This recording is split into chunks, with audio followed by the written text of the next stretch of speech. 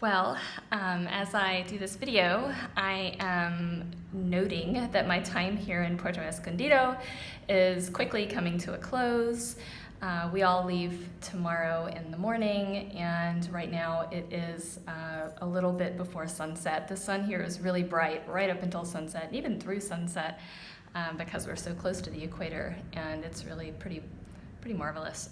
But right now I'm sitting in my room, and when I'm on a trip like this, I mean, it's hard to synthesize or choose one thing that I want to kind of pinpoint that's on my mind, because I've done a lot of writing and meditating and processing, and it's been a very productive head and heart type of trip. We've also had a lot of fun. We've done things that were just fun for their own sake, but we have done a lot of good work, and I have personally done a good bit of work here. So, what are the things that are on my mind? One thing that's really been with me a lot today, though, is the concept of the ego. That word gets a lot of, kind of a bad rap.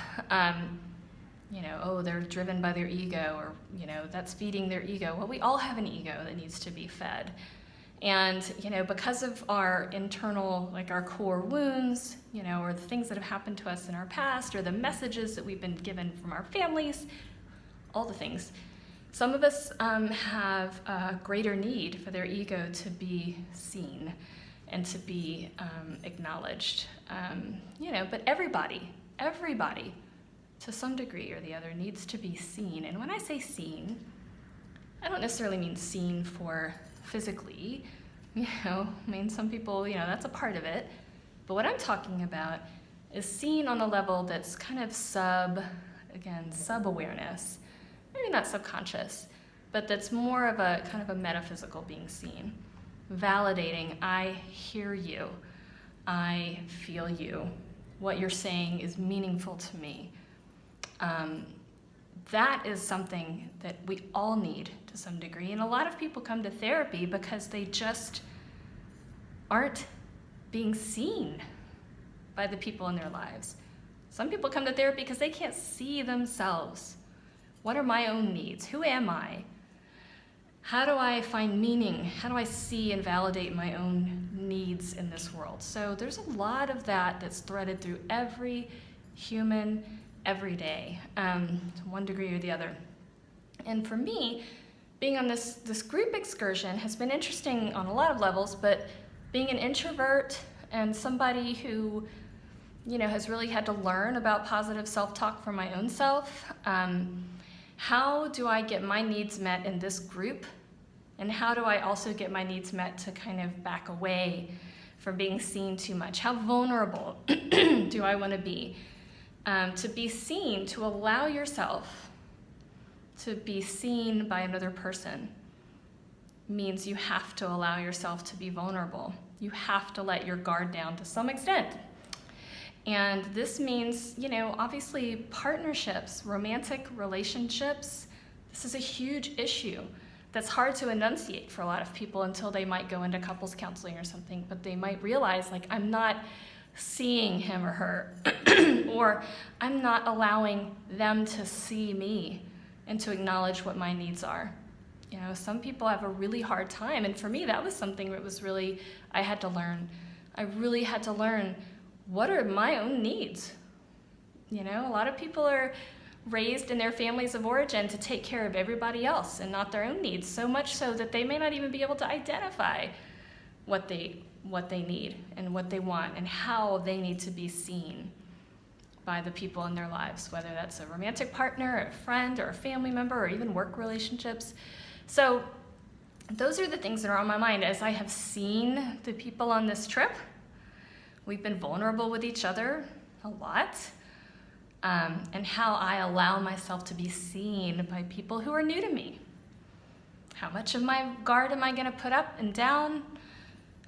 So that's been something that's been interesting for me to kind of watch myself navigate, And today, I spent a lot of time, the first half of the day by myself, intentionally, writing about this. I was at the beach and I watched the waves and I meditated there, and then I wrote in my journal, and this kind of idea just kept coming to me, feeling a little bit vulnerable, feeling like I both wanted to be seen, but also to withdraw.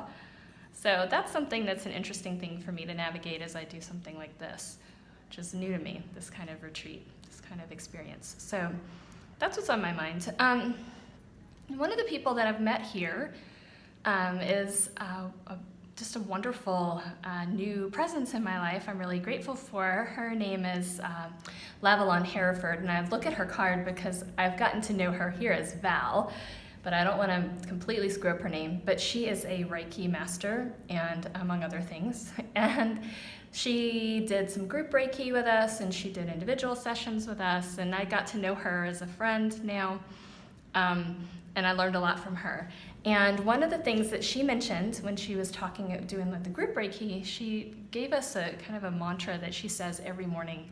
She tries to, she intentionally wakes up, and when she starts her day, she says this. And I'm going to do this tonight before I go to bed as my mind-body practice. But I'm also going to, when I get back to New Orleans, I'm going to write it out and put it on my mirror just for this 1 week. I'm going to help myself by starting, and I'm going to read from it so that I don't mess it up. It's just very simple, but I'm sharing this in case anybody watches this video and might want to have something new. And this is what she let us in, and I'm going to use myself. This mantra: I am love. I will see the beauty in myself and others today. So tonight I'm going to start with my breath, like I always do with every, any meditation, any relaxation exercise. But I'm going to use this mantra before I go to bed, and I'm going to my intention is to do this every morning for the next week when I get back. I am love. I will see the beauty in myself and others today. So it's a daily, it's just for today. But I love that because it's kind of touches on that issue of being seen. And again, it doesn't use the word ego, but it's about that inner person inside of us that needs acknowledgement. Sometimes we need to see the beauty in ourselves. And certainly we can't see the beauty in other people truly on a deeper level until we see the beauty in ourselves. So I love this mantra, and I wanted to share that. When I was on the beach today, again, I'm in a secluded area. It's really beautiful. I'm very lucky. There aren't very many other humans around on this beach. In the Pacific Ocean, the waves here are really intense, really big, really intense. Anyway, so after I did some quiet meditation, I did some writing in my journal, then I listened to a playlist that I really like. And one of the songs that came on this playlist is the one I'm going to add to the Day 1 2020 playlist, which is a song by a songwriter who calls himself S. Carey, C-A-R-E-Y. He has a beautiful song called More I See. And it struck me after I did my writing and I heard the song, I was like, oh, this is kind of about the same thing, like seeing others. The more he sees in others, he sees in himself, and it's just a lovely and relevant addition to the playlist. So I'm going to add that, and then I'm going to go now to finish my day and watch the sunset for the last time here in Oaxaca. So